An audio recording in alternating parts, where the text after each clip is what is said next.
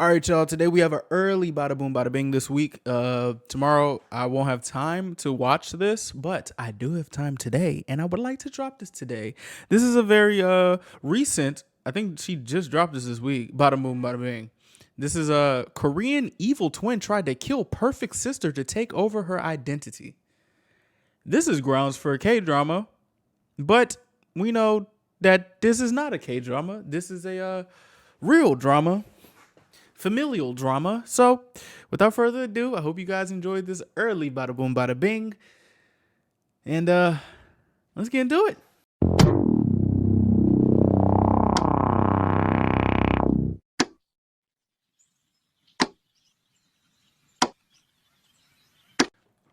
The police officer is hold on, cuz. You ain't do the bada boom yet. The fuck? Bada bing, bada boom. There we go. The police officer is running through the apartment complex. Well, he's running through the parking lot. This is one of the highest priority calls that the station had gotten the entire day. Ooh. Possible hostage situation in a nice, family-friendly Orange County apartment complex. Bro, it's the middle of the day. There could be children running around. Bro, that's usually when... Oh, my gosh. She got a new set. Oh, this looks nice. I need to tap in some of the more recent ones. Hold on, Stephanie. Damn. What I know is that there is a potential... She got a new camera, too. Hey, Stephanie. She do got a new camera. Ooh. Oh. Good shit, Stephanie. All right, let's go. Sorry. home invasion and a nice essay office. of college students by two male home invaders. A group of 4 young girls lived together. 2 gunmen had forced their way in. Oh, my God. That's pretty much all he knows. The 911 call was placed 2 minutes ago, and one of the roommates had been hiding in the bathroom and whispering, "Please hurry, please hurry. I think they're essaying my roommate right now, please." Oh, my God. That's all they have. Sorry, I'm so sorry. What I was about to say was it's usually where all this stuff happens. Like, or just like, it seems like all this crazy stuff. Like, if you go to a neighborhood that's like not that crime ridden, nigga, there's crime everywhere. It's dangerous everywhere. You know what I'm saying? So for the people who would like to move out of certain neighborhoods, just know like crime has legs and crime can move. You know what I'm saying? This is somebody who wants to move to a very, very nice and safe neighborhood, but I just know that it's dangerous everywhere, you know? Crime has legs. That's the quote of the day. 911, what are you reporting? Oh. What city do you live in? Irvine? Irvine? Oh my God. Why is the police whispering too? Okay, hold on for Irvine Police, okay? One of the officers arriving at the scene. He's running through the parking lot when he notices a blue Mustang sitting there, Ooh. which is nothing out of the ordinary. But as he's running past, there's 2 people sitting in the Mustang. So he approaches the car, and there's a Korean girl in the driver's seat, a young man in the passenger seat. Do you live here? Are you a resident here? The girl rolls down her window. Yes, I am. Sorry, officer. I just got into a fight with my roommate, so I just wanted to get some... Is there something wrong? Is something going on? Is there a problem inside? And your roommates are still inside? I'm sorry. Is there a problem? Is there something going on? What is your unit number? Yeah. 676? Interesting. The officer's radio starts buzzing. The other officers need backup at unit 676. Shit. He's about to rush off, but he stops. He looks at the Korean girl for a brief moment. Black hair, fair skin, brown eyes. I mean, like most police officers, he's trying to memorize the face of every single person he sees at a crime scene. And one more thing. What? What's your name? I'm Sunny. My name's Sunny Han. There's a lot of questions that you never want to ask a police officer, especially when there's 4 of them holding their guns out, pointed directly at your face. Well, hey, I have experience with that. Down the street, I had police guns pointed at me. Not gonna lie, as you all know, that's a very scary fucking situation. You know what I'm saying? And boy, I'm so glad that the Lord had me in his arms, because I was very like terrified. In the moment, I didn't really feel like I was, but I guess I was just frozen or something, because like they were telling me to walk backwards on a hill. You know what I'm saying? And I did not want to trip and fall. Like, they told me to lift up my shirt. I'm like, all right. And that was after I got out the car. When they stopped me and gave us the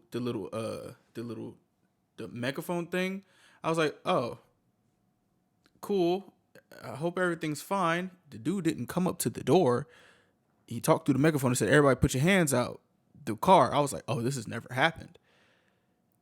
And he said, turn the vehicle off, all this other stuff, everything went on. I'm saying this jumbled up, but I'm just saying, like, cuz when I turned around and I saw that there were guns pointed at me, I was like, oh, this is really happening. I am trying my hardest not to get scared or run or do nothing. Once again, I say thank the Lord that I was protected in his arms. Because y'all already know how that could go. You know?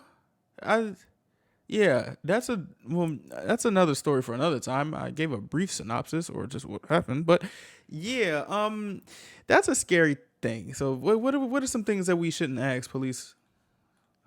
Probably top of the list of questions never to be asked would be something along the lines of, if I run, are you gonna shoot me? Nigga, what?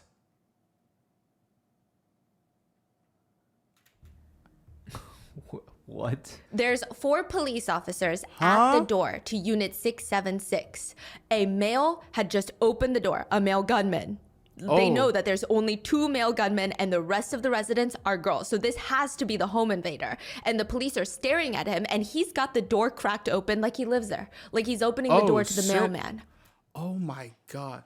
Dog, if cause I'm just thinking of situations like this, and we're gonna get to the thing, but I'm just like, my mind is like going crazy. Like when I get a house, right? I want to be protected in this house, and I'm just thinking of all the different possibilities of what could happen if something like this happens. Like if there's like a home invader, and they're with weapon, and I'm trying to protect, and I have the weapon trying to protect my damn house. But my timing is ass, and the police come in thinking I'm the fucking perpetrator, and they shoot my ass. Like, I'm just like, it's a lot of things that be running through my mind when I'm thinking of, like, when I'm an adult, you know what I'm saying? I got a girlfriend and everything. We plan on getting a house soon. We're moving in together, and I'm just thinking, like, bro, I have to protect this woman. I have to protect this house. What are the things that can happen? And my mind just be racing a lot of the times. And I just be thinking, I'm like, well, I guess this is what happens when you're an adult. Like, you got to be very, very cautious with the things that you do. That's like one of my kind of like nervousnesses or fears, what you can call it. Like, I don't want that to happen. The officers don't even know how to respond. They just scream, get down on the ground now, get down on the ground. The guy pauses for a second. He's running through his options. And then he slams the apartment door shut on the police officer's face. They're about to Swiss cheese your ass. What the fuck? Did he ask that question or? He asked the question. Oh, and then he shut the door. Yes. Okay. Huh? They eventually break into the apartment through the back. He is tackled onto the ground and arrested. So now all that leaves for the police officers is taking the statements of the 2 victims. They find 2 female victims inside the unit. Frick? 2 shaking Korean girls, maybe 21, 22 years old. They're standing there hugging themselves. They're taking turns trying to rip the duct tape out of each other's hair and legs. The officer approaches them and he's hit with this really strange feeling.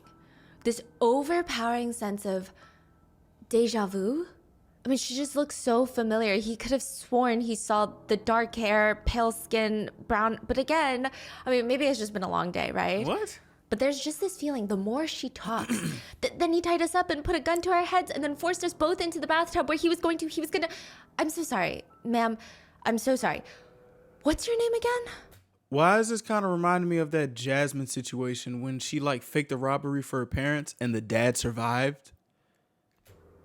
My name is Sunny. Sunny Han? Oh!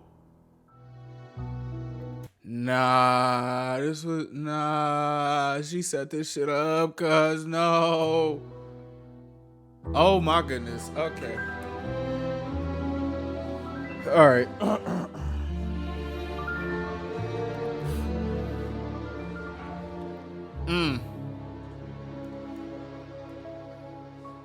If this is the if this is what I'm thinking it is, I'm gonna be talking in this one. We would like to thank today's sponsors who have made it possible for Rotten Mango to support the Palestine Children's Relief Fund. They Hey. are volunteer-based and are working towards a world where all children in the Middle East have access to medical and humanitarian aid. Good. This episode's partnerships have also made it possible to support Rotten Mango's growing team of dedicated researchers and translators. And we'd also like to thank our listeners for your continued support as we work on our mission to be worthy advocates of these causes. As always, full show notes are Okay. available at Okay, with that, okay. rottenmangopodcast.com. Now, before we get started, a few quick disclaimers. Today's case is relatively non-graphic. However, there are some brief mentions of R-word and self-exit as well as gun violence. Oh. There is also a portion where the perpetrator queer baits, which is Oh, also wow. known as pretending to be a part of the LGBTQIA plus community for your own exploits. So if that Wow. is triggering, take some time for yourself and we will see you in the next one. So with that being said, let's get into the That's case crazy. that everyone believes is about one evil twin and one really good twin. Oh Jesus! But is that really the case? What do you mean? How can one person be at two places at once? But here she is on the witness Oh stand shit! We got court footage. Oh. testifying as a victim, and then you turn your head and there she is again sitting next to the attorneys at the defendant table. Most of the people in the courtroom, the judge, the jury, they all have to keep doing double takes, left, right, like they're watching a tennis match. It's like watching a mirrored image. When one on the witness stand would start crying, the other one would instantly start crying at the defense table. Is that true that like twins can feel each other, or like feel each other's emotions and stuff? Like, is that actually true, or is that like a theory or something? It's like they shared the same emotional string. It was really weird. It's like a glitch in the universe. Watching two clones. Wait, but that makes sense because what I've been told is like girls can sync their periods. So it's like, is that like a thing? I don't know. Shit. I mean, there's obviously a very reasonable answer for this. They're identical twins. Oh, One is on the nigga. stand as a victim, and Boy, I thought they were like she was testifying and being prosecuted at the same time. the other is on the stand as the defendant on trial for conspiring to murder her identical twin sister. All because she wanted to be her twin. She wanted to be her. Sunny Han is staring at the police officer. Oh my god. You cannot be serious right now. Oh, we're serious. What the hell did Gina do? She's always lying to get me in trouble. This is not real. That's not what the neighbor said, by the way. The city of Irvine, I mean, we lived there briefly. It is a weird place. It's in Orange County, which is in California. And the city itself feels like a fake Black Mirror city. It's beautiful, don't get me wrong, but everything is beige. And it's a giant bubble. Every house looks the same. Every apartment complex looks the same. And they're all owned by the same company. I heard some stories about Irvine when I was in my stint of watching Just Kidding news. I just like learned about just like cities in California. I was like, oh, huh. Cali is. I'm not gonna lie. Cali is an interesting state, and like, it's interesting. It's very interesting. Everything is so clean, but in a Too strange. clean. Yes, it's strange. It's sterile. It's like I don't know if Sterile? human cities are made to be this clean. It just doesn't naturally happen. What? It's the place that you go to have children. You send them to school, and then you have a suburban routine that just loops and loops and loops until you die. Okay. And that year, there was only one recorded murder for the full 365 days in the city of Irvine. One murder? Just one. Oh my lord. It is consistently ranked one of the safest cities in the United States. Nothing ever happens in Irvine. That's why Carla, fake name, moved to Irvine in the first place. For some peace and quiet. Okay. Look what you did to me! Look at me! How could you do this to your own flesh and blood? Oh, Jesus. Calm down. Carla looks out the window and there's two girls. I mean, she knows that there's two separate girls because they look the same and they're standing in front of each other. It's almost like, again, looking at a mirrored image, but one of them is covered in blood. So obviously it's two girls. It looks like someone took a meat cleaver and just smashed it into her nose bridge. What? And now that girl, the bloody girl, is screaming at the top of her lungs, look what you did to me. You stole my car. You started it. Someone help me, please. Someone help me. She's gonna kill me. How old? They're are like they? 21. fuck is going on?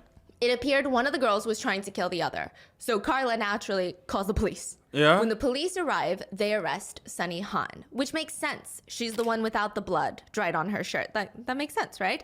But they're not arresting her for punching and assaulting her sister. They already had a warrant out for Sunny Han's arrest. So that being said, Sunny Han is in big trouble. Asian gangs in Orange County are actually a very big thing. Bro, There's she's the like- Tiny Rascals gang, Bro, she's like hopping. Bro, she's just going through different topics. the Asian boys, watching Dragon Family, the Korean gangs like the Korean Crazy Dogs. There's a lot, and they all have turf wars. And one of them, Okay. or maybe a few of them, were out for Gina Han. That's what she's frantically telling her friends. What? My sister Sunny, my twin sister Sunny, her boyfriend is in one of those Orange County-based Asian gangs, and they're gonna get me. I have to be careful every time I drive into Orange County.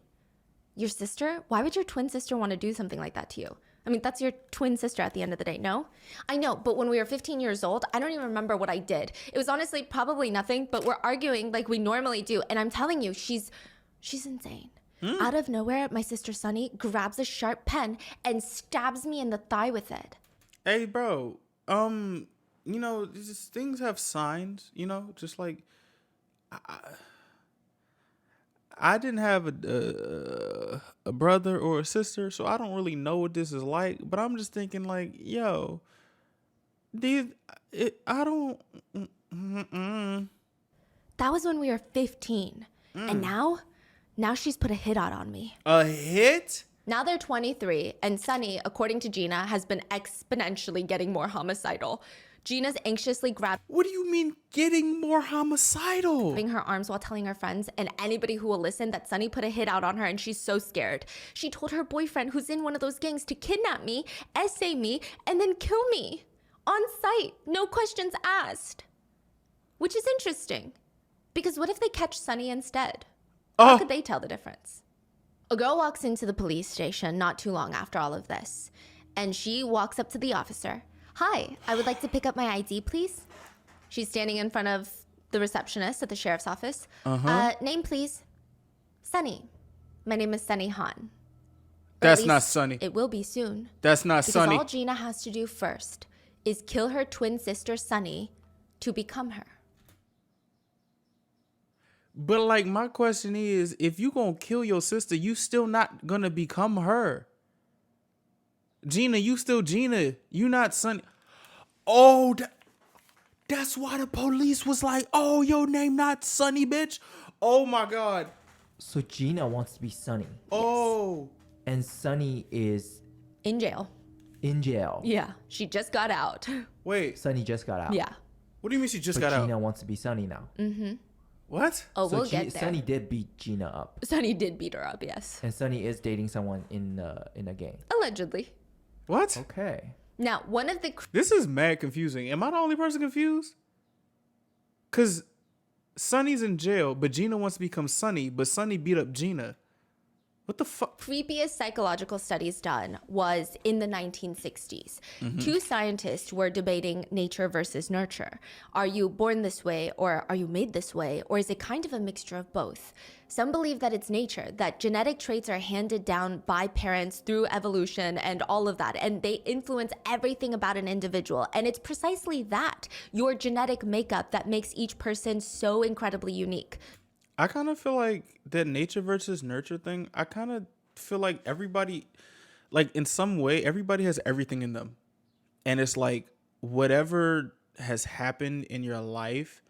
And of course, just depending on what this thing is like will unlock a certain thing inside of you to have you become a person. Like, I don't know how to really explain it. It's like you are capable of doing anything, being anything, and becoming anything. It's just your environment may trigger that. What somebody does to you, what you go through may trigger that. Or it's just like whatever happens in your life may trigger that thing. It's kind of like the thing where I'm like, I don't really think people have just one path in life. Like, I feel like they were designed to have certain type of different paths. You know, if that makes sense. Does that make sense? I don't want to get too crazy. I'm not really a psych major, so I'm not about to I'm putting my tinfoil hat on, you know? The argument being, there could be a set of twins that have the exact same genetic makeup, and yet their lives turn out drastically different. Right. How does that make sense?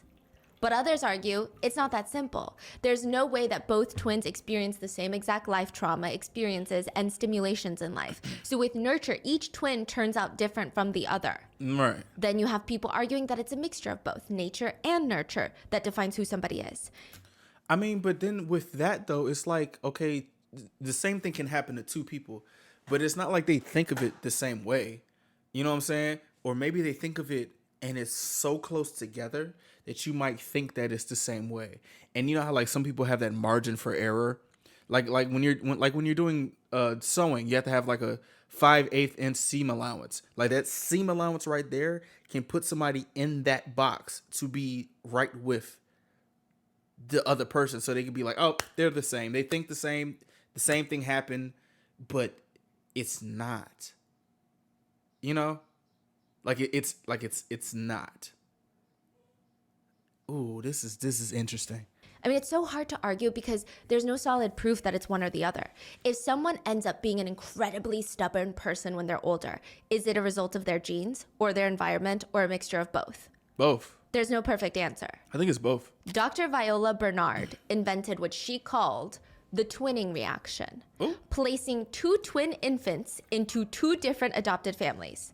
So she ran this adoption center, or she worked with an adoption center, and every time they would get two twins, they would adopt them out to separate families and not tell anybody that they were one half of a twin. What? They would not tell the adoptive parents. They would not tell the twin. It would be nowhere in the files. That's kind of nutty. Is that okay to do? This is probably one of the most debated, questionable, unethical studies that was ever done on twins. That's crazy. There were a lot of people who committed self-exits after this. Oh, what? Now, they do not tell the parents that they are twins. They let them grow up not knowing there's another pair of Yo, what? What? them somewhere out there in the world. Then later, they go and study their lives and behaviors under the disguise of, oh, we're doing an adoption study because you've been adopted and we'd just like to ask you a few questions. That's kind of fucked up. That's kind of fucked up. Or is it? I don't know. What? What the hell? This, they thought, could answer the never-ending debate of nature versus nurture because their genetic makeup is the same. I will say the study itself, all of the files are sealed Oh. to this day. So I don't really know if anything came out of it. It doesn't seem like anything came out of it. It just seems that they were committing morally unethical studies, in my opinion. Yeah, but the like, part what? that fascinated a lot of people was the idea that if there are twins who don't know they have a twin out there, do they grow up like everybody else? Do they grow up like me, where I know I don't have a twin out there? I hope. Do they feel something, or do they feel somehow subconsciously that something is missing? One unwilling participant Who in the the fuck? study, Doug, his dad explained, Doug just always had this anger that revolved around the fact that he always felt that something was absent from his life. And he just See, that's the thing when I'm trying to think. Like, okay, so as we know, like there are twins who come from the same woman. In that time, is it not they literally are cohabitating in the same womb? So it's like if they come out the womb and y'all split them up, of course they're gonna feel a void, right? Because they spent that 9 months in the mom's womb getting nutrients and everything. Because you know how like sometimes they be like, sometimes a twin will eat the other twin and one of them will come out. I'm just free thinking right now, by the way. So it's like, oh my gosh. So if we're doing a nature versus nurture thing, and someone comes out the womb separated from a twin at birth, and they feel this never-ending sense of a void that needs to be filled, then that's nurture because they're in a different environment. This is okay. Oh my goodness, I don't know. We was finna get thunking today. just could never put his finger on it. Doug would be reunited with his twin Howard, and they realized some eerie coincidences. They got married the same year. They had kids the same year. Both their kids played the same sports, and additionally, both their kids had the same number jersey assigned to them. See, this is like universal law in my opinion. I think that's what this is, because something's gonna combine you with something.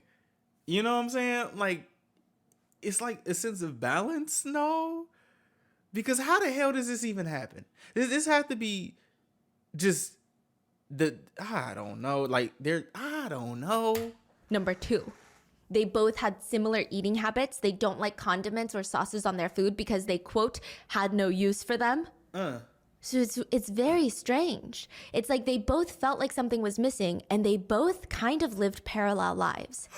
Wait a minute. What about if, since they were separated at birth, right? That other half that would have been the twin comes to one, and they literally are the same person. Because you know how, like, if we're talking about like one half and one half, like you just half a person. Not really talking about like half a person. I'm just thinking of like your half consciousness. And if you're separated from your twin, because two people have two different consciousnesses, obviously, because they're two different people. But since they're like one half of each other, if you separate them somehow, each other half goes to either twin. So that creates kind of what we have here, which is how they're able to think the same, do the same thing, and their life revolves in the same way. I'm honestly, bro, I'm just trying to say, like, all this stuff right here just proves to me that God is real. I'm not even gonna lie, because this is very intricate. This is very, very intricate. Not to get too religious right now, but I'm this is very, very intricate, and this is very fascinating to me. Holy skadoodle. Hope y'all don't get mad that I'm just bringing God into this. Well, I'm not apologizing for that, but I'm just saying, like, yo, this is crazy. The study itself resulted in 2 self-exits, and it ruined a lot of people's lives because once they found out they had a twin, it just was unbearable. Really? To know that a lot of them did discuss how they just felt empty their whole lives. They didn't understand how other people felt complete. They never felt complete, strange. and they never understood what the gloominess feeling was from. Oh no. Maybe if they knew, it would have made things better, but then to have that betrayal later on, I think it was too difficult. Sunny and Gina both found out about each other at around the age of 5. I don't like that study. They both found out that there is a girl in the same town as them that looks just like them, like a little doppelganger. Sunny's mom, she wasn't surprised. Gina's dad wasn't surprised that they had a doppelganger because this was the agreement. After the divorce, they would each get one twin. I'm not sure if it was completely random. I don't know why Gina went with her dad and Sunny went with her mom, or if they had favorites ever since they were born. But the girls were split up, they were separated, and then later reunited with the very calm introduction of like, oh yeah, you're twins. The reason for the reunion and the life epiphany was that Mr. Han decides he's going to be a family man. He met a new woman. He's going to start a new life with her, have children with her, and start a family. So in order to do that, he can't have a family. It's time for him to be child-free. What? So he gives Gina back to Mrs. Han, and they are reunited.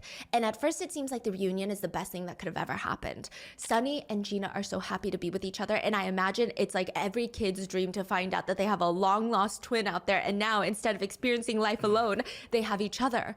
And now both of them are living with Mrs. Han, their mother, and she's got double the kids, and she's putting in half the effort. There's a carton of eggs in the fridge. Bye. Be safe.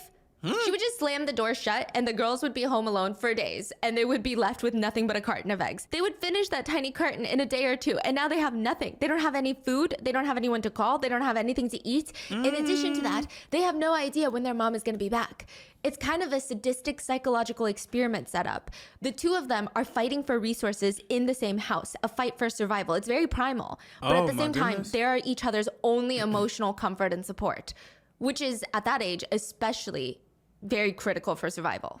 It's a very confusing question of, are they competing with each other or are they enduring it together? And all of this would be made even more confusing by the fact that random men would just show up at the house odd hours of the night. Bro, Sometimes their mom would let them in, and it would be one of her boyfriends.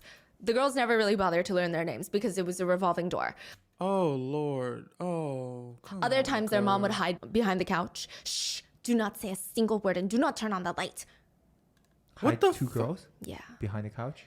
What the fuck that mom got going on? because the loan sharks would be out and they can sniff out blood. Oh my goodness. 311% interest a year is what loan sharks in South Korea can charge. Meaning, if you borrow $10,000, you have to ultimately pay back the $10,000 you borrowed, but also an additional $31,100. The total amount that they gave you, $10,000. The total amount you got to give them back, $41,100.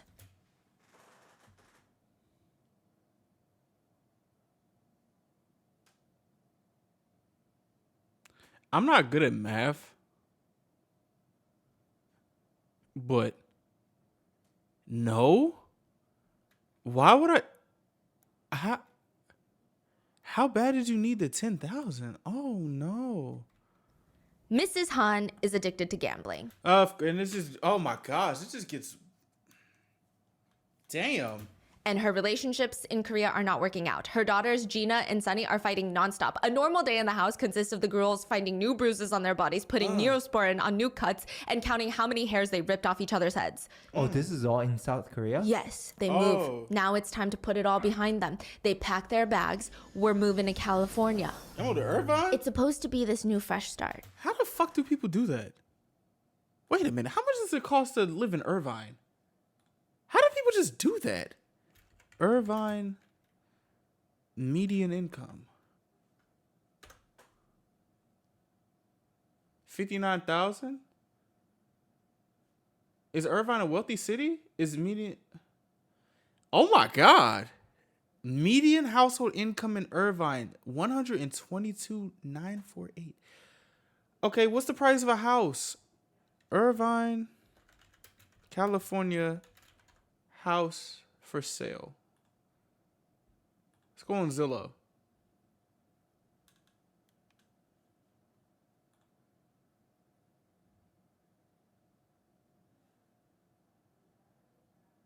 Cuz I don't even think I could show this, but I'm looking at houses for $3 million for a 4-bedroom, 3-bath, and then an $800,000 house for 3 bedrooms and 2 baths. Yo, I'm just trying to figure out like 1.2 million for a condo? Oh my gosh, I'm not going over here ever. Because what? How do you even... Okay, listen, when I start making good money, when me and Kyla have a good, or I just pray that we all start making good money, I'm not spending all this, like, what the fuck? Why does stuff cost so much money, man? Like, that's, I'm staying on the East Coast. Fuck this. But it's not.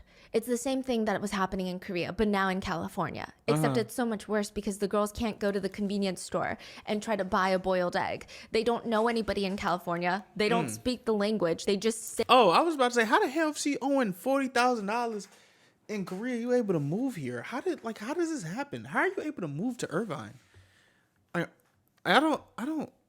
Yo, the willpower. I don't know. Sit there at home with each other, and that's it. Until a few years later, they turned 13. Mom's like, pack your bags. Say goodbye to your friends because you're starting all over again.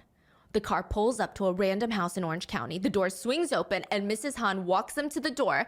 Meet your aunt. This is my sister. This is my sister's husband, your uncle. Okay. This is your new family now. And Mrs. Han just walks off. Nigga, she go?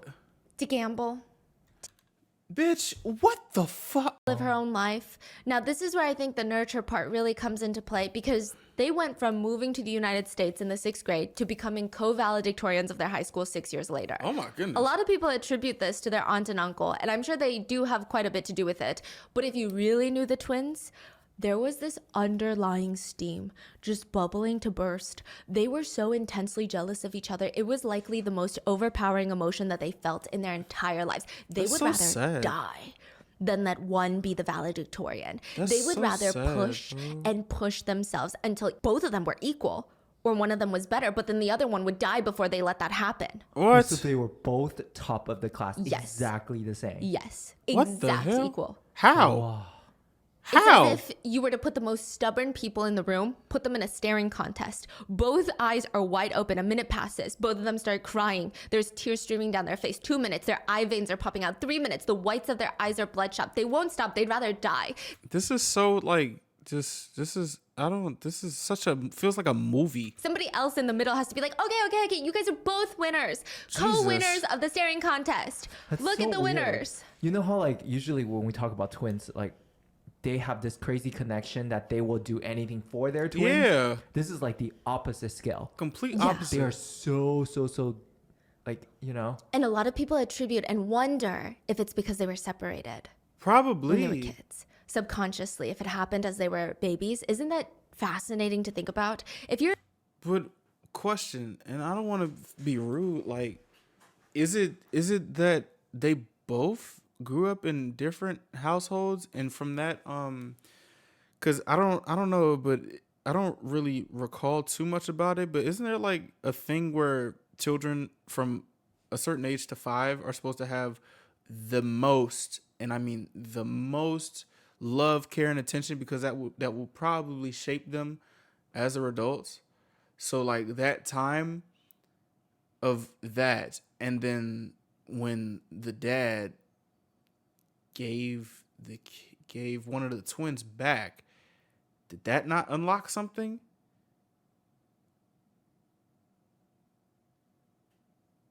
And like the I guess one of them thinks like they're not good enough, so they're trying to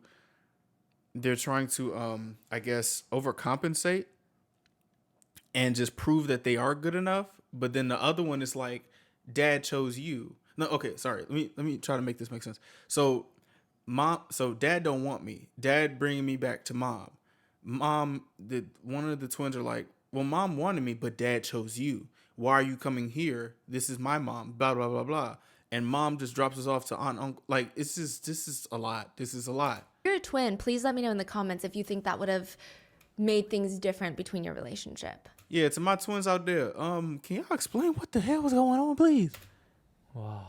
Because this is It's nuts. interesting. This is crazy. Now, that's the twins' relationship. They could not see the other one shine. They were hyper competitive in every aspect of their lives: school, grades, boys, friends, likability, which Gina Han always felt like it was unfair. Sunny was naturally more extroverted than Gina. People said, oh, Sunny, like her name. She's just Sunny. And then things just came easier to Sunny. She would study 3 hours a day, get a 98 on an exam. Gina would have to study 5 hours to get the same freaking 98 on the same exact exam. Okay, so that's a difference right there. But it's fine because Gina would just stay up late and put in the extra hours because she would rather die than see Sunny get a 98 and she get a 95. Okay, so that's the difference right there. There's like little differences that can literally say like they're not the same person. Introvert, extrovert. You have to study 5 hours. She can just get it like that. Like this. Or am I thinking too deeply? I don't know. There is, however, one thing that Gina did not stand a chance on, no matter how hard she tried. And that was being mom's favorite. Oh. Sunny was I knew always it. mom's favorite. I fucking knew it. I knew it. I knew it. Every time she would visit, it was always Sunny this, Sunny that. The mom that left them? Yeah. 21-year-old Gina walks up to her commanding officer, her senior at the Lackland Air Force Base in Texas. Oh, This is shit. after high school. She graduates as co-valedictorian, and now she's in the Air Force. And side note, Lackland Air Force Base is not the type of place to go if you're interested in having a chill life.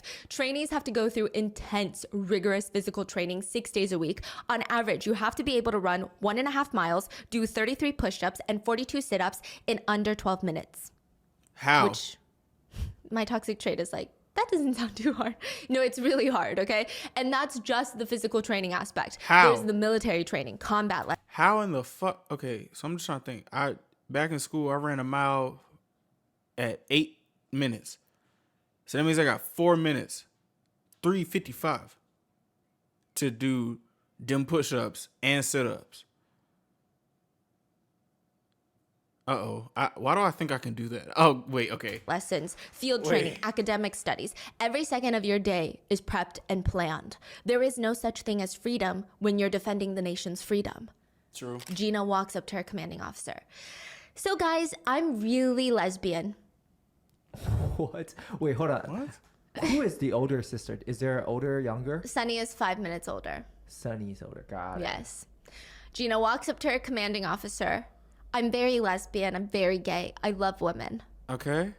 This is her last resort. She tried other things. She tried to tell them that her dad was sick, but they didn't care.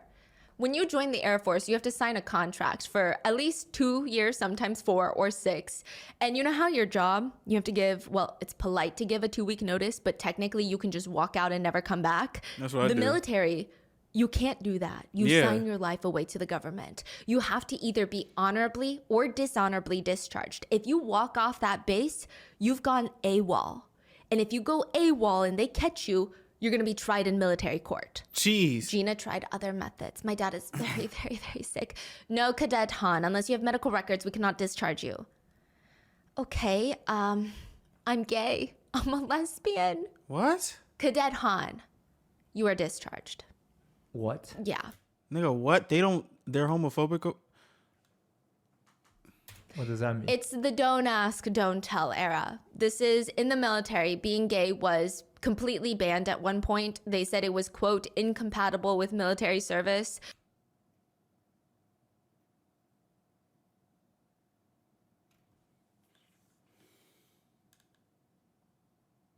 How is this So if you were gay, you'd be discharged on the spot. Nigga, Then the what? policy changed. They said, fine, you can be gay, but you don't ever let anybody know about it. We don't ask, you don't tell, okay? If you tell, you will be discharged. I'm just trying to figure out why do people hate gay people so fucking much? Like, this is weird. I don't. What the fuck? I don't. Oh my goodness gracious! I just don't understand it. I'm just saying. Because, you know, in the military, in times of war, there's bombs, there's missiles going off, there's casualties. But God forbid someone talks about being gay.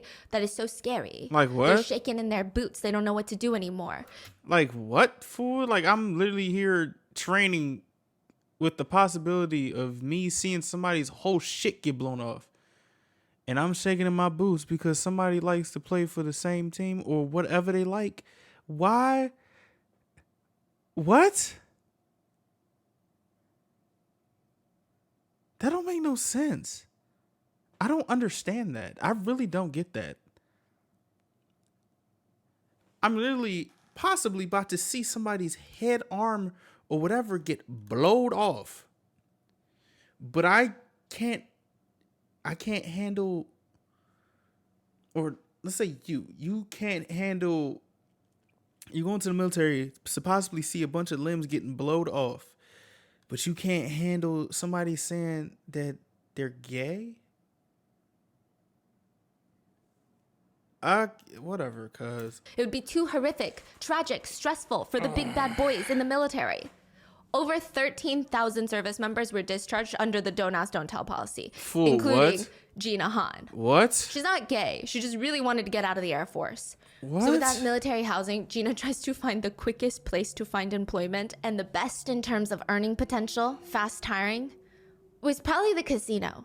She starts working the tables as a blackjack dealer. Is she gonna find her would, mom? On average, you know, they make about $20,000 a year, but that's just the base salary. Most of their money comes in the form of tips. Las Vegas dealers can make over 6 figures a year depending on how good they are and which casino they work in. Oh, wow. One day, Gina's working the tables when her colleague comes up to her. Hey, you want to go for drinks after? It'll be fun. We barely know you. What time do you get off?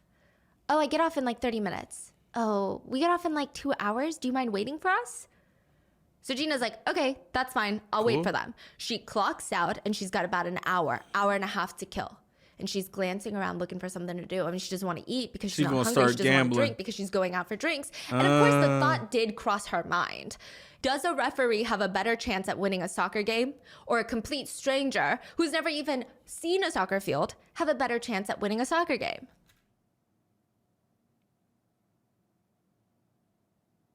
She's like, me, the referee. So she walks over to the blackjack table because she's a blackjack dealer. Wait, can't you like not do that? Isn't that like elite? What the fuck? And she starts betting.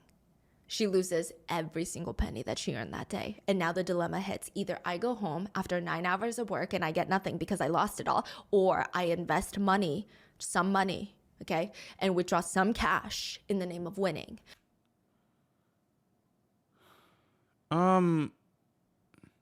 Maybe she can still walk away with the money that she earned from her 9 hours of work, or maybe she could even make more money. And that's how it goes. That's literally how it goes. Cause that's literally how it is. You gotta have, oh my goodness gracious, you gotta have so much self control when it comes to gambling, bro. Gina walks over to the ATM. Her max cash withdrawal in a day is $300. She withdraws all $300 and she loses all $300. But now it's personal. It's a numbers game, right? If she lost this much, eventually she will have to win. That's how life works. That's how the numbers games work. You can't just lose and lose and lose and lose, right? Yes, you can. You literally can. Like, what? But if she doesn't play, she will lose that chance to win. And all of this would have been for nothing. She has to play again. Gina does not go out for drinks with her coworkers. Instead, she sits there waiting for the bank to open the next morning. What the fuck is this? What the fuck? So she has an addictive personality, right? This all happened the first time? The first night. How? How does...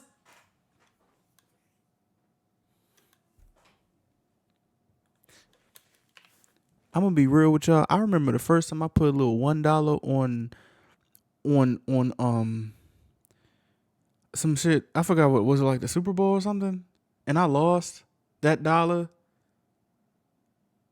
I ain't bet another dollar, nigga. Like what? No, like what the fuck? Like, no. Shouldn't if you I know there's people who don't gamble, but for the people who do gamble, like, do y'all really think like that? Like, y'all put down 300, y'all lose that 300, and you think you gonna win that 300 back? Because if you don't, you can't just go home and take your L and just learn from your mistakes and not do that again, or maybe bet $5 instead of 300. Like, I'm just trying to think. I'm not trying to step on no toes here. I don't really know the culture of gambling like that. This is why I stay away from casinos, because this is crazy. That casino at the National Harbor, the MGM, I used to call that the Devil's Playground. Nigga, I tried something over there. No, what the like? No, I try to stay away from that. It gives me an eerie feeling. I don't like that. I don't like that. I don't like that. Oh, oof. That she gambles. She waits until 9 a.m. so she can go to the bank, withdraw all the cash that she has in her savings account, and go play the tables. Because she feels like she's about to win big. She loses it all. And it would be the start of a pattern. Every day, Gina would clock in for work, make her money, clock out, sit at the table, and lose more than she made, just like her mom. But if you just keep losing, why do you keep going? Isn't it like if you win a little bit, you'll think you win a little bit more, then you'll think you win a little bit more, then you'll think you win a little bit more. Isn't that how that goes? If you just keep losing and losing and losing, you're just a damn loser. You are a fucking loser. Like, by definition, you are a loser. Meanwhile, Sunny, mom's favorite, full ride scholarship to the University of Laverne. Ooh. She's graduated college and is now living one of those very annoyingly perfect Facebook lives. I mean, she's got the cute little apartment, the ones with the resort style pool and a full-size gym included in the rent. She gets to drive around in a white BMW every day and wear designer clothes and her leather handbag that's designer. Does she even think about Gina? They barely talk after high school. Is that why they never call? Oh. She's too busy creating this perfect life and forgetting all about her twin sister. It's a very painful contrast to Gina's life right now. Yeah. She's been in jail multiple times, Gina, for stealing. She's in debt. She's addicted to gambling. And she feels inferior to her sister. I wonder if she really wanted to win also just to... Show Sunny. Yeah, or just win, compared Just to win Sunny. something? Win something. Right, because she's fucked not up. winning.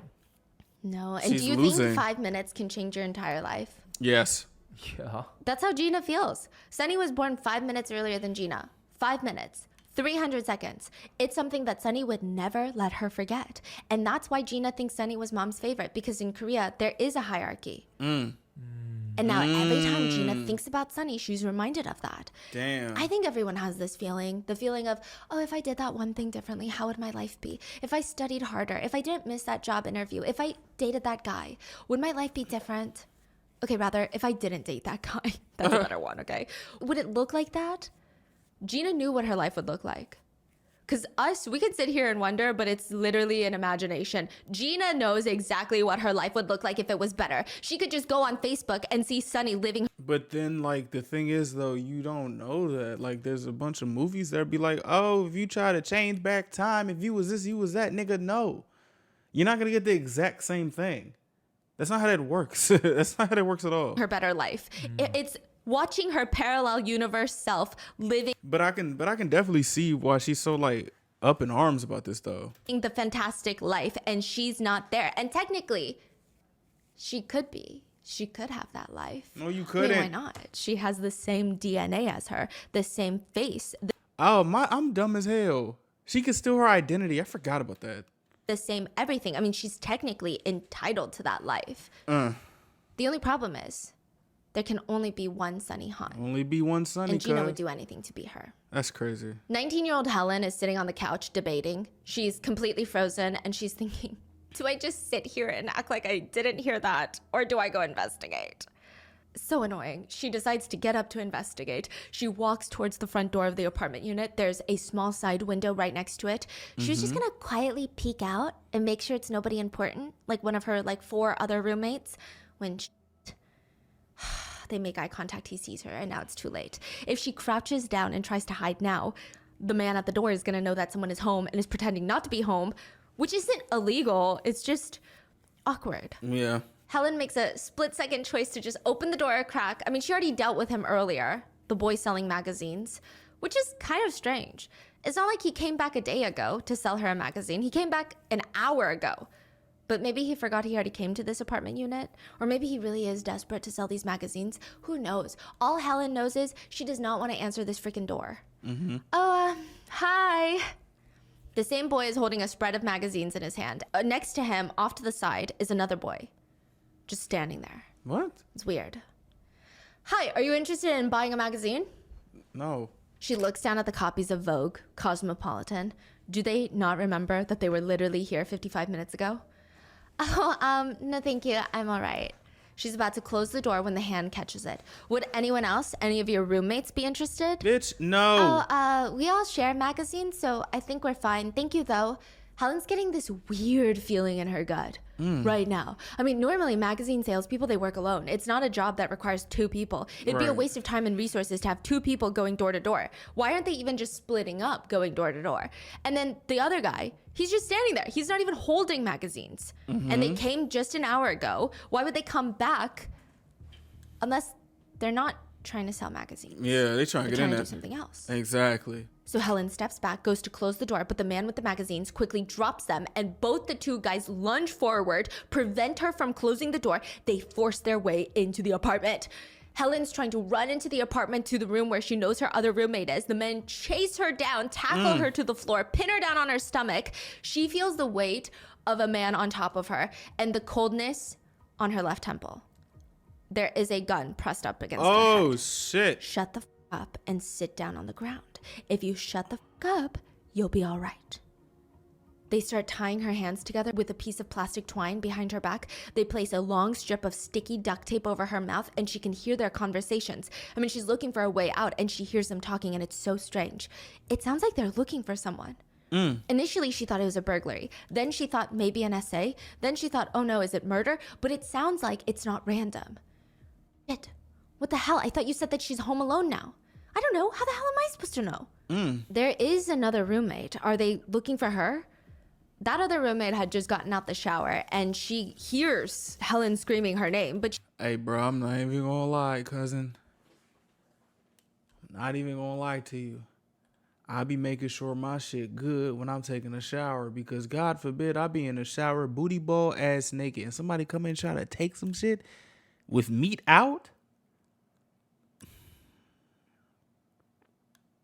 I be paranoid. This is an evil world we live in, bro.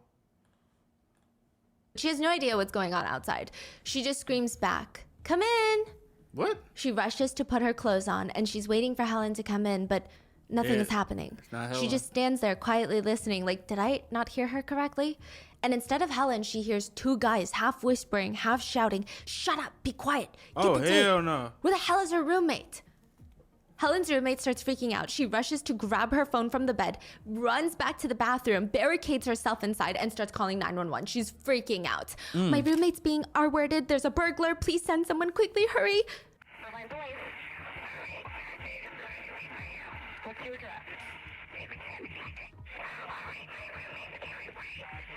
She quickly turns off her phone so that they can't see that she called 911, and she cuts it so close. Her phone screen just turned black when the door to the bathroom slams open. Oh. Did you fucking call someone? Answer the question right now. Did you fucking call someone? No. There's two men that she does not recognize, and she's begging them, no, I just hung up on my friend, please no. They throw her onto the ground, tie her arms back together, duct tape her head multiple times, and she's pleading with them, please, can you just please leave my nose unwrapped so I can breathe, please? Helen manages to get her hands loose from the twine while the guys are working up tying her roommate. It's her chance. She makes a run for it. She books it to the door, but one of the guys runs after her, tackles her to the ground. God I should damn. shoot you for that. They grab her arm and drag her back into her roommate's room. And at first, the guys place both the girls on the bed, lying face down, side by side. But very quickly, they decide to change direction. What? They throw both of them in the bathtub, sitting next to each other, side by side. Oh. Both Helen and the roommate are rocking back and forth in fear, shaking. I mean, when they were on the bed, the implication was clear. The motive of the crime is SA. But when they're placed in the bathtub, why would you do that? Unless you have plans to try and facilitate an easy cleanup for murder, for blood. And they're sobbing. They're trying to comfort each other when one of the guys turns to the other one and says, "Go tell Gina they're ready." Helen's roommate freezes. The fuck? Gina Han? Her twin sister? There's no way. Her own twin sister would never. But also, it's impossible. Because Gina Han is supposed to be in jail. The Han parents did notice some odd things about their kids when they were young. They didn't know that there was a word for it. Well, two words. It's called twinning reaction. Even when the two girls were separated as children after the parents divorced, when one of them would get sick with no contact or conversation with the other one, or it's not even that there's something going around in the schools, the other one would just get sick too. Even when they're living apart. Neither knows that the other one is sick, which has sometimes resulted in some twins expressing that connection in some very dark, twisted ways. Oh. One very fascinating observation that some psychologists have made, and I don't know if the research on this is sound, but they state that sometimes when twins feel immense anger and resentment towards their twin, they will self-harm. Their desire Oh. for violence starts with their twin, but then it starts meshing in their minds as violence towards themselves because they feel like they have a shared identity. What the so hell? they sometimes take out that violence that they feel for their twin on their own bodies. It might also have to do with the fact, the idea that when one twin is in pain, the other one feels it. This was supposed to be the second day that Sunny is testifying on the stand against her twin sister, Gina Han, for conspiring to murder her. But when she gets on the stand, she's completely disoriented. She's slurring her words. She has no makeup on, which is fine. But the last time she testified, she's like full blazer, full face. This time she's in her nightgown. She looks spaced out, and for some reason, she can only talk in this high-pitched whisper. And at times, she opens her mouth like she wants to say something, but then she just freezes. And then it takes her a second to slowly close her mouth, and the whole courtroom is staring at her like, what is going on right now? On the stand, she's asked, "You were late this morning, Sunny Han. Can you tell the court why?" "Right, so I told two people already what happened. Yesterday I had a big fight with my mom, and then I argued with my boyfriend, and he was just so rude, and then we ended up breaking up again. So what I did was I went to the drugstore and I bought 3 boxes of sleeping pills. Each box contains about 20-something pills." "Why did you take the sleeping pills?" "I was angry, upset, and I wanted to self-exit." Miss Han, you're still under oath. You were late this morning. Could you tell me why? Okay. I told two people already. What happened was, yesterday I had a big fight with my mom. Oh my goodness. And then I argued with my boyfriend, and he was so rude, and then we just ended up breaking up again. So what I did was I went to the drugstore and bought 3 boxes of sleeping pills. Sunny had taken 35 sleeping pills and chugged beer until she blacked out. She was taken straight from the courtroom to the hospital. Even just getting her off the witness podium, it took 3 people to help her down. Girl. So if twinning reaction dictates that one twin feels the other's pain, then Gina should feel pain when Sunny is recovering in the ICU during the trial, right? Right. Maybe not. What? Because this set of twins, they're so different from other twins. Maybe one falling apart does not mean the other is going to fall apart. Maybe it's the opposite for the Han sisters.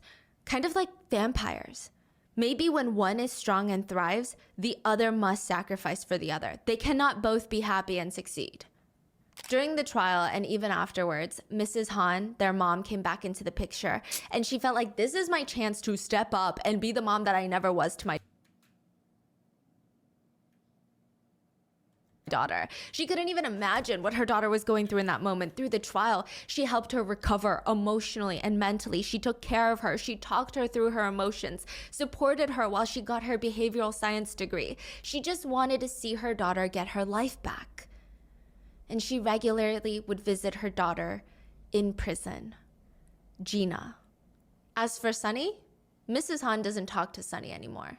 She's got a new favorite daughter. Wait, so Gina What? is in jail for trying to murder Sunny? Yes, she was in jail for something else, escaped, got out, tried to murder Sunny, and now she's in jail during the trial. And the whole trial, Mrs. Han is supporting Gina. I thought Mrs. Han likes Sunny more. Exactly. But during the trial, suddenly she switches up and she only supports Gina. She doesn't even talk to Sunny anymore. Okay. The trial was truly a mess. I mean, there were Wait, what? 3 groups of people. One group that thought that Gina is the evil twin, Sunny is the good twin, and it's simple as that. Another group who really supported Gina and believed that her life was just spiraling out of control, but she's not as evil as the prosecutors are making her out to be. And a third group of people who thought Why she got that Jodi Arias haircut? Or am I tripping? Didn't Jodi Arias have that same cut like the first couple times she was at the... both the twins were kind of weird. Which is wild to think that a lot of people were supporting Gina, because even when Gina is arrested for conspiring to murder Sunny, she uses Sunny's name in the jailhouse. Huh? The officers are like, "What's your name? We're arresting you for conspiracy to commit murder." And she says, "My name is Sunny Han." So she's Is trying that to the take her one at the reputation? beginning that she was telling the cop her name was Sunny in the car? Yes. So she keeps telling everyone that her name is Sunny. Is she trying to get people to like have in her mind that Sunny is the bad one? Like, that's why she keeps saying her name now?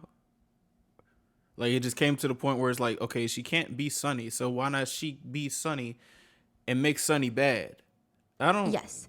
She starts slowly trying to just take Sunny's identity before even killing her. Okay. But now she's arrested for killing Sunny. And she still claims that she's Sunny. And it was a whole shit show during the trial to get through, to think that, okay, there's 2 Sunnys and we got to make sure. And it's not like you can even do a DNA test on one. Oh my goodness. Because they have the same Right. DNA. Bruh. It was just a mess. But yes, Yeah, so how can they tell? they were able to decipher. Oh, maybe the Yes. mom can tell. But I do How? think that's fascinating to think about. Yeah. It was a twin case where they tried to commit the perfect murder because they were twins and they had the same DNA. And they would create alibis for each other because they also looked the same. Yeah. And witnesses who are strangers would not be able to tell them apart. It's very interesting. Very. During the trial, Sunny's past became a huge conversation for the public. Why she was even arrested in the first place. Because Sunny Han was arrested, remember? After punching her sister. So they were both arrested. Yes. So at first, when the public finds out about this trial, they think it's one evil twin, one good twin. One good twin went to the University of Laverne on a full ride scholarship. She's doing this amazing thing. She's living in Irvine with her white BMW. She's the good twin. She's following the law. And Gina is getting arrested nonstop. She has a gambling addiction. She lied to the Air Force. It's one good, one evil. But then they find out, actually, Sunny has a crazy criminal history as well. What? And it's very interesting because remember how Doug and his twin from the twinning reaction psychological study, they got married the same year. They had kids the same year. Sunny and Gina also lived parallel lives after high school, just a little bit differently. They both would get arrested for the same thing, theft. Sunny would end up dropping out of the University of Laverne. When she was competing against her sister, she was hyper competitive, but it didn't seem like she was competitive with anybody else.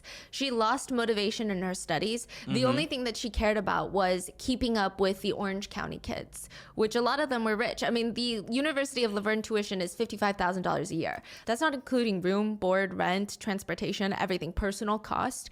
They all drive nice cars. Their rent is paid for by their parents, all of Sunny's friends, and it just doesn't sit right with her.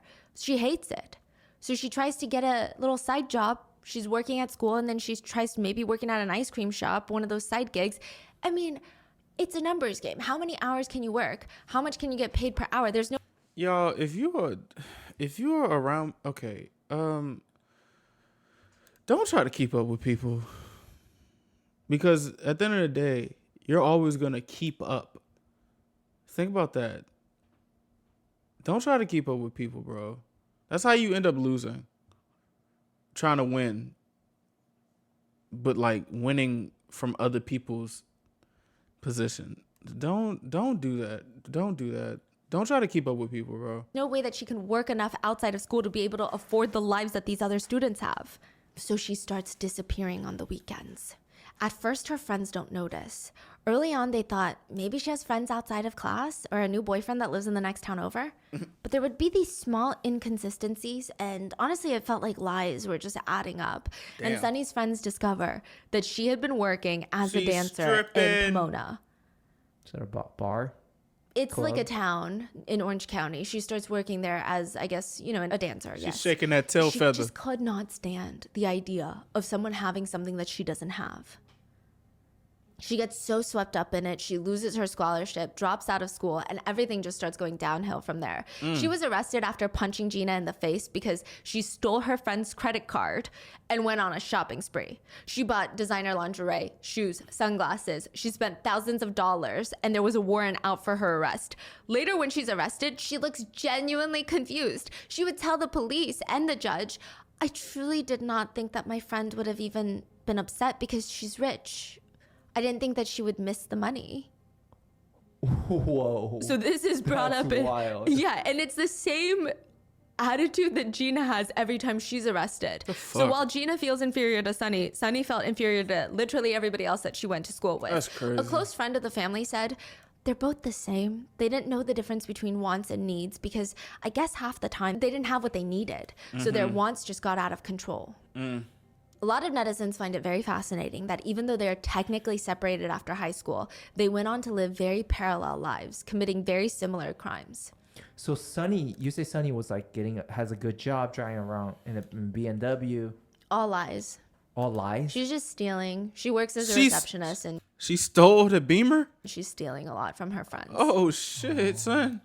Now, the Korean American community came together to send letters to the judge asking for leniency for Gina, which I thought was very interesting. But they stated in the letters that siblings fighting is part of Korean culture, and this was overblown and over dramatized by the American police. Nigga, what? Which again, I'm Korean American. I have never fought with my sister like that. What? Ever.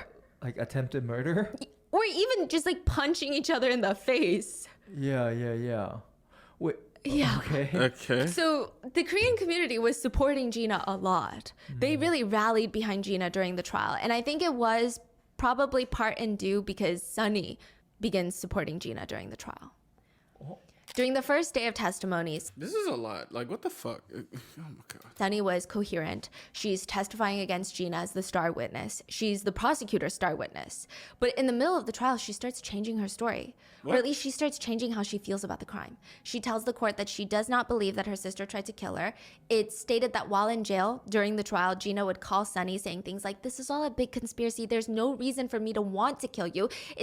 This is a big case of the cops not understanding how Korean siblings are and trying to brainwash everyone into believing that it was actually a conspiracy to commit murder when it wasn't. What? It's just a shitty fight gone wrong. For what? But okay, my question was, what were they trying to do when they broke into the house? Gina tells her, "I left my stuff at your place, right? And you weren't picking up your calls. You didn't want me to come see you. We were fighting and I just wanted my belongings back and I wanted to teach you a lesson. And so I sent in these two guys and I just wanted them to tie you up, but I don't know why they brought out the gun and all the..."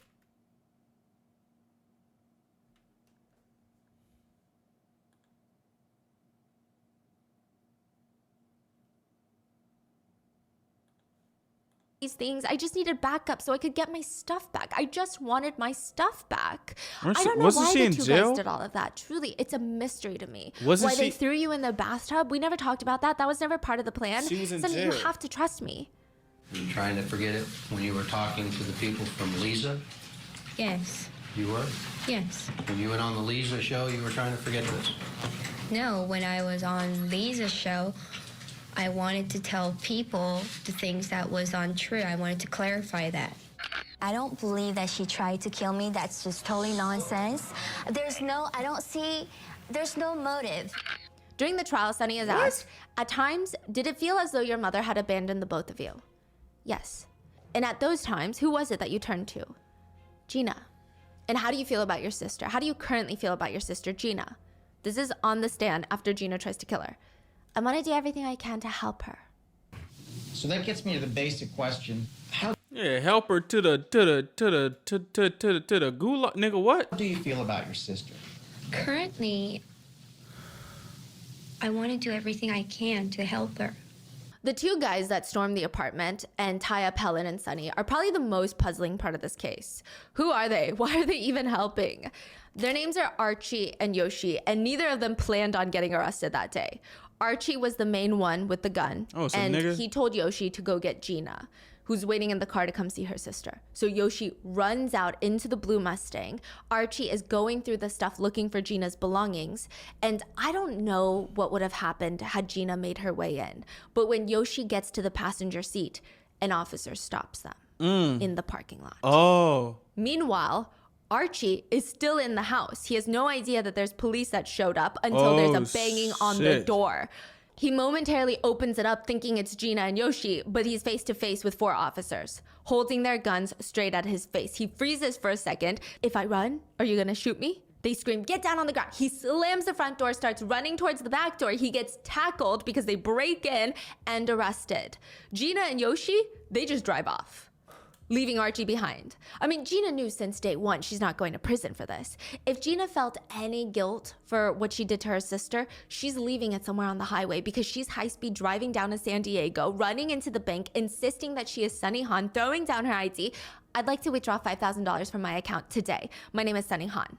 They give her $5,000 in cash, and now Gina and Yoshi are sitting in a car dealership trying to purchase a $40,000 Nissan. What? Her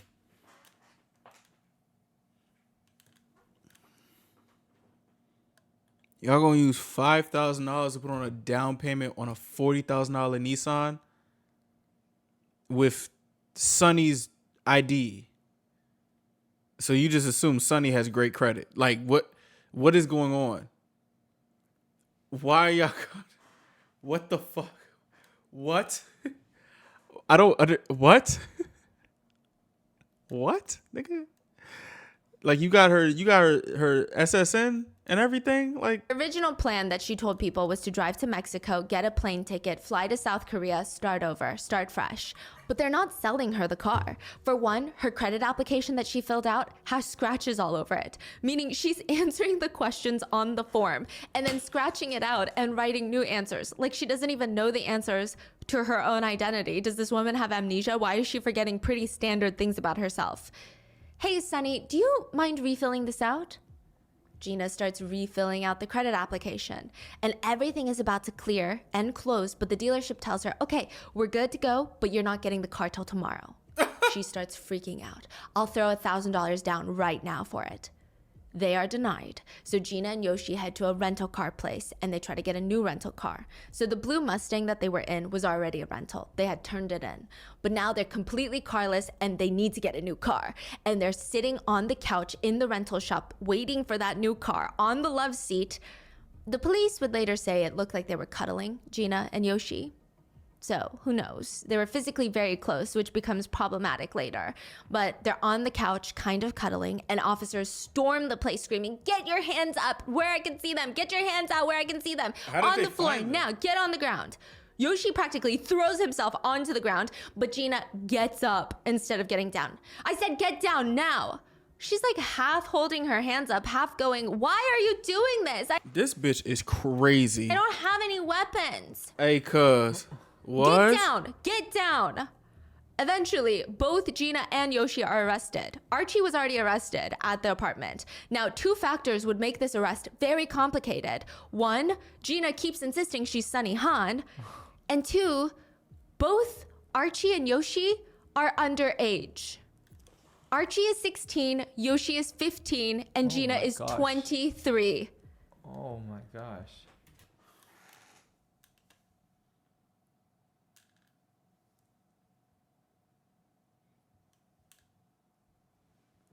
I just want to say one thing. Archie look old as fuck. Yoshi, I don't know, but Archie looked like he 20-something years old. What the hell? How did they know each other? 2 weeks before the attempted murder scheme. 2 weeks? Gina Han is sitting in prison. She's got a few more months left in her prison sentence. What She the stole about $40,000 from her uncle. He reported her. my She got arrested. Yeah, the uncle that took her in high school. Yeah. Now, Yo, this y'all wasn't even got the first no time that she was loyalty, in trouble cuz. with the law. She had been on Target's watch list for a really long time for What? stealing cosmetics. It's a whole thing. She said that she was doing it to support herself. One person close to the twins said, I mean, honestly, it felt like they just lacked plain practical sense. They didn't even seem to know how to cope with anything. So she's in prison, and a fellow inmate said, that little Korean girl, so weird. Non-stop talking about how she hates her twin sister and wants to see her die. I mean, she said that she's so angry she can't even hold it in anymore. She needs her dead. Even amongst inmates is a lot. They said Yeah, that but bitch is it's not- crazy. Like, she doesn't take social cues. She does not I mean, not all inmates are fucking loopy. Like,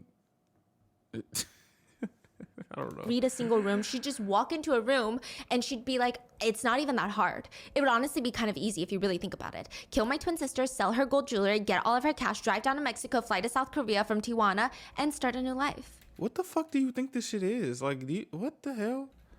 Wait, she said this? Yeah. But just because you're in jail and you want to go out to kill somebody doesn't mean they're just going to let you out. So you Yeah, can commit like- more crimes and then come back here for a longer sentence. Gina Han escapes jail in the world's most anticlimactic way possible. Work furlough. She's just allowed to leave. She's allowed to walk out of jail for 5 hours a day to work and then come back in. She's basically just getting a free place to stay at night. The program is technically put in place so inmates who have a job and are in prison for a few months, they can hopefully still have a job when they get out because they're not missing work. But also, inmates will hopefully be able to get back into society a little bit better. She just fucking leaves. She just escapes. Now, Gina has 5 hours to kill her sister. That's not enough. That's not enough. She can barely make it to Irvine in that time. So she takes a 2-week work furlough instead. She becomes a fugitive. She just walks out, no intention of coming back. So she's intended to really take over the sister's ID. That's what a lot of people are saying because you don't walk out on work furlough if you want to have a future. Yeah. I mean, you can't get a job. You can no longer be Gina Han. You're a fugitive. And just like the situation with the Air Force, without the government provided housing, Gina has nowhere to go. So this time, she can't just show up at a casino and ask for a job. She's a fugitive. She ends up in this halfway house in San Diego that's owned by 2 sisters. And she's staying there. No thoughts, no plans, just vibes. Until she sees 16-year-old Archie walk into the halfway house. He doesn't really have anywhere else to be. I mean, there's not a ton of options for a 16-year-old whose parents don't take care of him. Damn. Archie's parents are busy dealing and smoking crack. His dad would coach him to lie whenever CPS showed up so that he would never lose custody, but he also did not care to take care of his child. It was up to Archie to just stay alive and stay fed. As a And she gonna get this little nigga to do a fucking B&E. Are you serious? Plus Yoshi. That's fucking nuts. kid, Archie remembers waking up with these raging, intense headaches. He would accidentally inhale crack overnight at the motel that his parents would make him sleep at. I mean, he basically grew up without parents. The only person in his life was his best friend, Laotian American named Jonathan Yoshi. How the fuck did y'all get to? Yo, this is bad. I thought this was bad as is. It just gets worse. Holy shit, bro.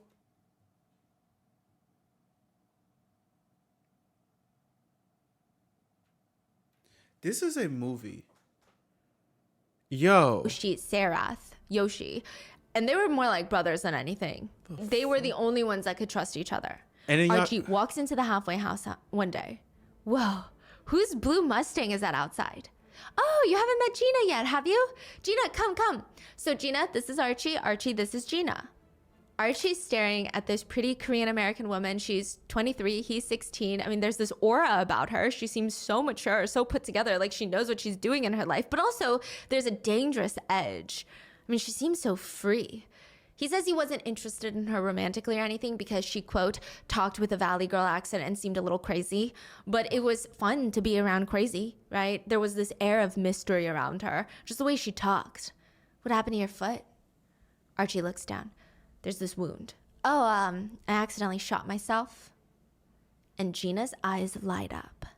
Speaking of, do you know where I could find guns for sale for self-defense? Off the market, of course, because you'd be surprised. There's a lot of Asian gangs out there and I just want to protect myself.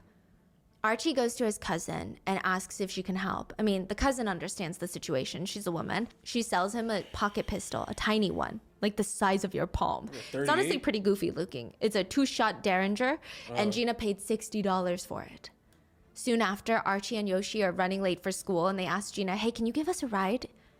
In the car on the way to school in San Diego, she suggests, why don't we skip town? I mean, what's the point anyway? Let's go to Irvine, skip school, it'll be fun. I need to run some errands anyway, pick up something from my sister's place. Archie would later say, I didn't really care about missing school. I had no parents to answer to, and I've only left San Diego one time in my life. So to go to Irvine, Orange County, which is maybe like an hour drive, it seemed like a really fun deal. Gina offers to pay them $100 if they can help her get her stuff from her sister's place. They did not know that they were on their way to murder someone who looks exactly like Gina. They get to Irvine, they stop at a Ralph's grocery store, they buy duct tape, large garbage bags, twine, cleaning supplies, gloves, and a single potato.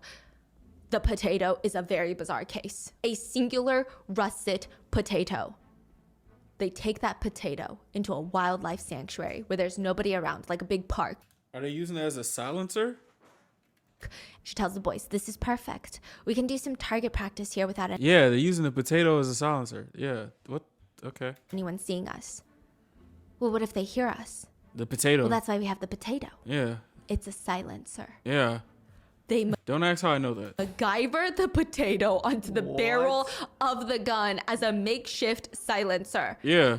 Did it work? Yeah. Yes, it works. Wow. Yeah. Archie would later say, name one teenage boy who wouldn't use that opportunity to fire a gun. There was no deep-seated conspiracy for me to kill anyone. I was just a kid being a kid, taking advantage of the moment. Yeah. After practicing on the potato, Gina drives them to a separate store to purchase magazines. They were going to use this as a ruse to get Sunny to open the door. Gina's telling them, look, Sunny wants to kill me. I just need my stuff. Sunny's not going to open the door to me. So you guys have to go and get her to open the door. But she's not going to open the door to 2 random kids that she doesn't know. So act like you're selling magazines. When they get in front of the apartment complex, they're sitting in the car and Gina turns to them. It's better if you guys take the gun. Archie's confused. Why would we need to take the gun? It's better that way. Besides, you never know. There could be Asian gang members on the inside waiting for us to get in there. Have you ever hurt someone before? What? I'm just asking because there's a lot of Asian gangs in the area, which is why I need... I don't like this shit, bro. Like, she's really using these kids just to do this shit for her sister. To do this shit to her sister. I don't like that. Like, I don't like that. I don't even have anything to say about these 2 little niggas because it's like, I don't know. Like, of course, what they did was wrong as fuck. But I'm just like, this shit is so fast. And it's like, these 2 kids don't know what they're doing is wrong. Like, I'm just trying to figure out, how do you not know that, like, hey, we shouldn't really do this? Like, I don't know. I'm just trying to think when I was 15. I don't fucking know. I wouldn't do this. So we're just sticking to Gina. Because what the hell? Gina, you are a grown woman. Needed you 2 as backup to begin with. The 2 boys are confused, but Gina keeps going. What if you guys just kill my sister instead? Have you ever killed anyone before? What? No. I thought we're just picking up stuff from your sister's house. What is going on?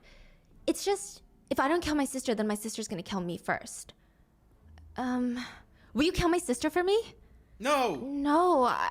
No. Nigga, Archie no. said he was terrified at this point. He has no idea what Gina is capable of. She's asking him to kill her twin She gonna sister pull out for the her. gun? He doesn't know if she's going to kill him for saying no, since even just by asking him, she's committed a crime. Gina rolls her eyes at Archie, slowly turns to Yoshi in the back seat. And what about you? Would you kill my sister for me? Bitch, Yoshi's quiet and he shakes his head no.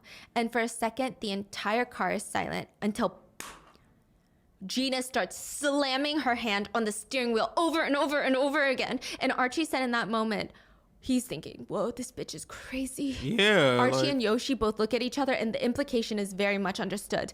If she's willing to kill her twin sister and she's going this crazy on us, what's stopping her from killing us? Archie decides to take charge. He opens the glove box, takes the gun out so that Gina can't have access to it. But when Gina sees this, she starts maniacally clapping and cheering and whooping in the car. I mean, she's gone off the deep end completely.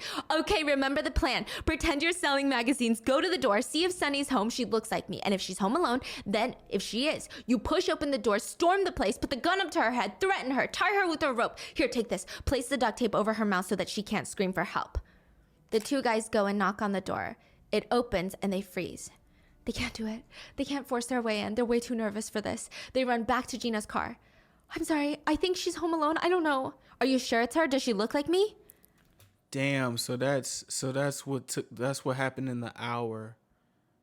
That's so wow. I'm not sure. Side note, it wasn't Sunny at the door.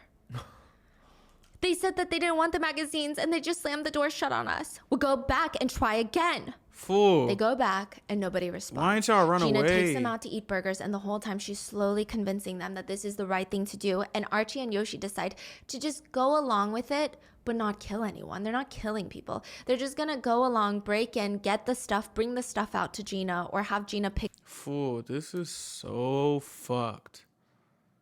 Like,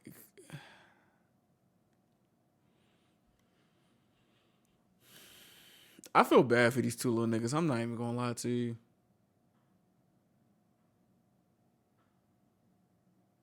Like, what they did was wrong as hell, but I just feel bad. This reminds me of like those movies where it's like those kids who are just like led wrong, literally just find themselves in crazy ass situations.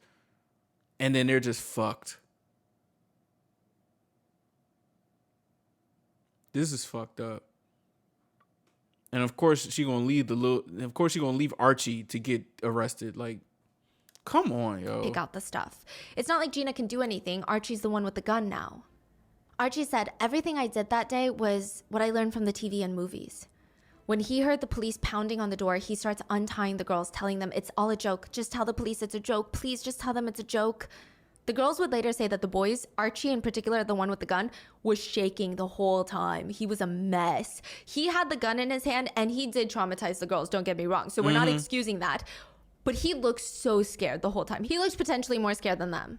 Archie would even decline to take a plea deal in court later based on the fact that he did not believe that he was trying to kill Sunny.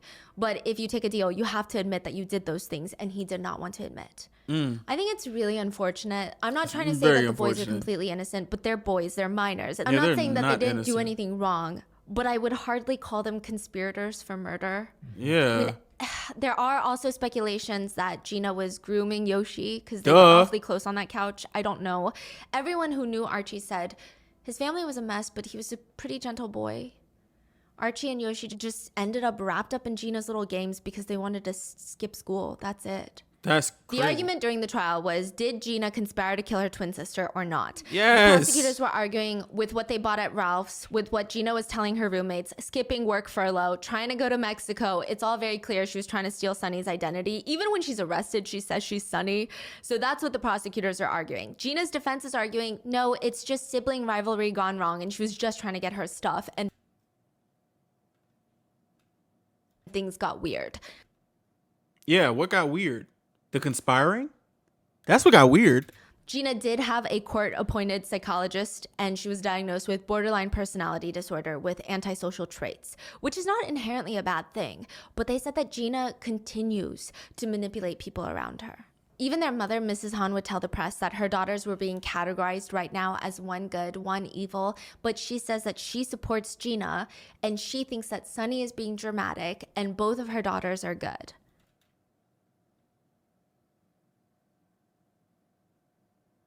Then why aren't you? Yeah. Which is fascinating because Gina uses her shitty relationship with her mom as part of her defense. She tells her psychologist that her mom was neglectful and abuseful and she was always scared of her. She said that is the reason for all of her mental trauma. But maybe it's a wake-up call for Mrs. Han. Yeah, so it's like, okay, well, damn, my daughter's telling me how much of a shitty mom I am. Let me just support her and just say my other daughter's being dramatic. Like, He wrote to the judge, had I been able to raise my girls in a more stable family environment, things would have not gotten this out of control. get out. Did they have no time at all in jail or a little time? I wanted to get out from jail early.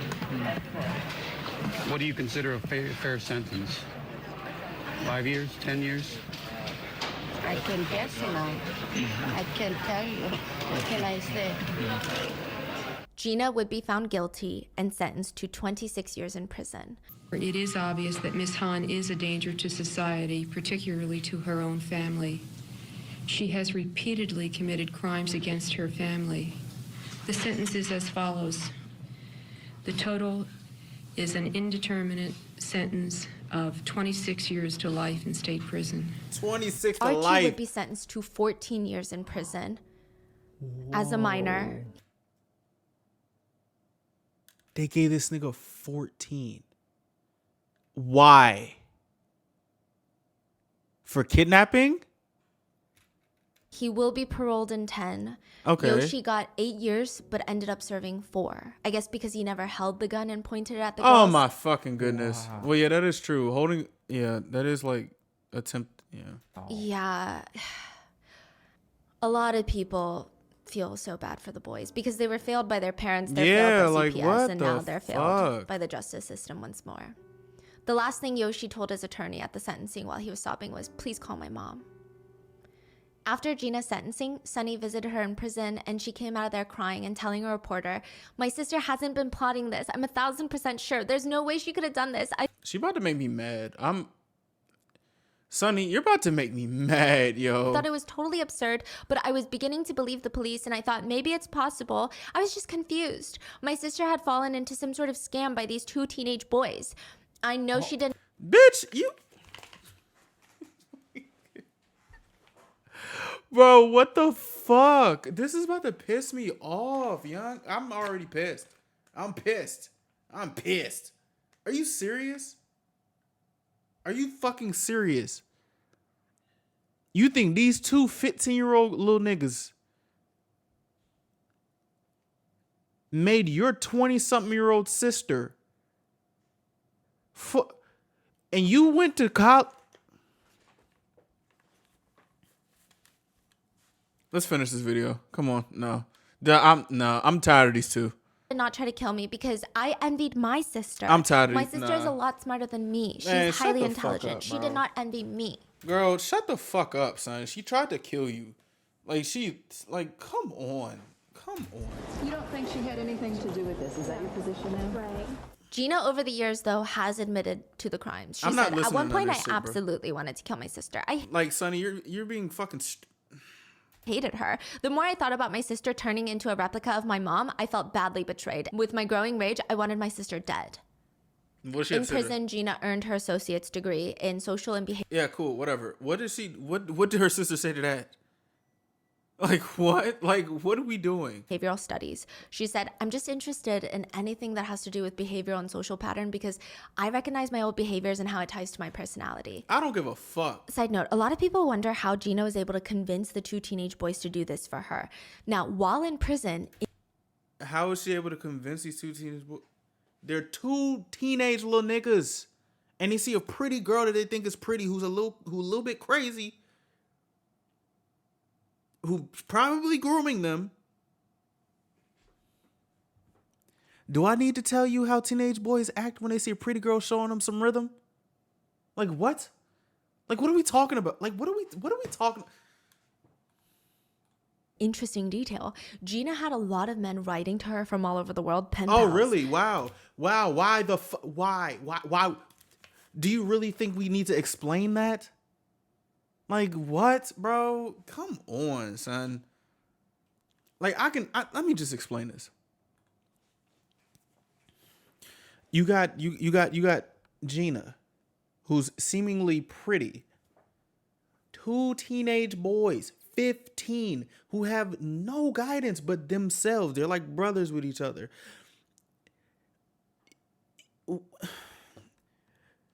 As a teenage boy, you're horny. Have y'all not seen any movies? Like, have y'all not seen any of these movies that are like depicting, or not depicting, or just like showing you how teenage boys act? Like what are we doing? What are we doing? Like, she groomed them two little niggas, bro. Like, she's 20 something years old. Hold her ass to the fire. She's 20 something years old. She probably used some other, I don't fucking know. Like, how do you, like, come on. Like, we being serious? Like, y'all want to be serious? Y'all want to be really serious right now? Y'all don't think how she could get these two boys to do this? Like, what the fuck? Like, and then when the police catch her and Yoshi, they're just cuddling, canoodling with each other. 23 years old, 15, 16, minor. What the fuck do you think that? Get the fuck out of here, bro. And Sonny about to piss me off, talk about some, oh, she just caught in this web there.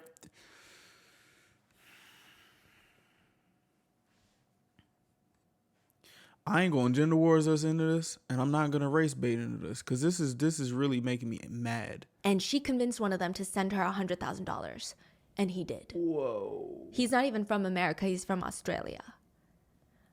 What the fuck did you just say to me? Side note, a lot of people wonder how Gina was able to convince the two teenage boys to do this for her. Now, while in prison, interesting detail, Gina had a lot of men writing to her from all over the world, pen pals, and she convinced one of them to send her $100,000.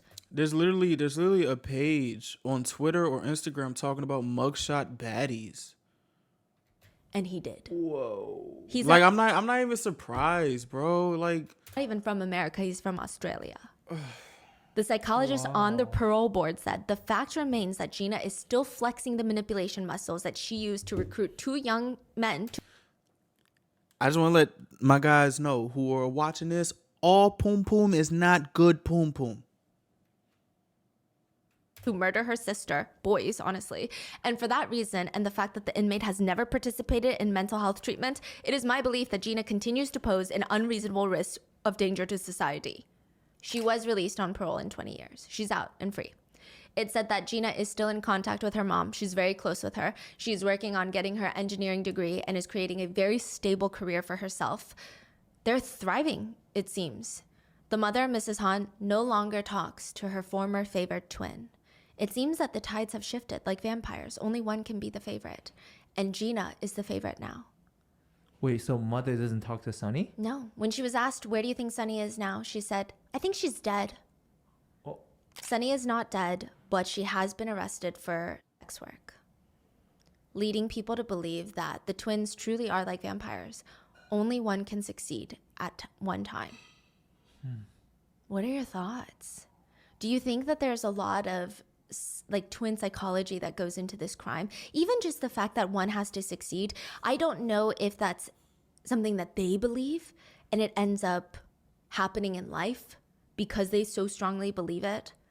Yeah, I think I feel like their upbringing basically determined how they are now. Like probably the lack of love, even probably competition since they're 5. Like they're constantly being compared to each other. Who's better? So I don't give a fuck about this twin shit no more. This ending just made me so mad. A lot of people speculate that a lot of twins, they say it is normal to have competition because it's like your siblings. People always compare siblings, parents. You shouldn't, but they say, why can't you be like this, like your sister? But with twins, it's worse because you guys are the same age, going through the same life experiences at the same exact time. However, people think that because they were left apart for the first few years of their life, they never bonded in the way that regular twins will bond. So while they still have that competitive edge, they still have this even stronger emotional love for each other, which maybe the Han twins didn't have. Right. So they had this instinctual, that's my twin and I love her, but it wasn't solidified at an early stage. And the competition kicked in first. That makes sense. It's very interesting though. Yeah. But I also wonder, this is another thing that I wondered, please leave it in the comments. If you're a twin and you were to murder your other twin, is it almost watching yourself die because they look so similar to you? Probably. I just feel like that is so eerie. It is. What was Gina trying to do when she goes in? I mean, what does that look like? I don't know. What are your thoughts? Let me know, and please be safe, and I'll see you in the next one. Bye. Yeah, I don't know. This is freaky. I'm trying to figure out where the fuck what is Archie doing? Is he out? Like, what are we like? What, bro? Archie Bryan declined to take a plea deal based on principle and served 14 years for the first degree burglary and 2 counts of false imprisonment in state prison before being released on parole 10 years ago. Okay, he's now married and working as a warehouse manager in San Diego. His friend Yoshi signed a confession and only served 4 years. It's still fucked up. I just wanted to see what Archie and Yoshi were doing, because that's crazy. Like, she really just did this to these 2 kids and just fucked the whole shit up. All because you didn't want your sister to succeed. Like, because, like, what do we, like, come on, bro. Once again, to all my twins out there, can y'all make something of this? This is fucking crazy. Like, this is actually crazy. That shit got me mad. Man, that shit got me so mad, bro. What the fuck? What do y'all think? Let me know in the comments, please. This shit got me so heated.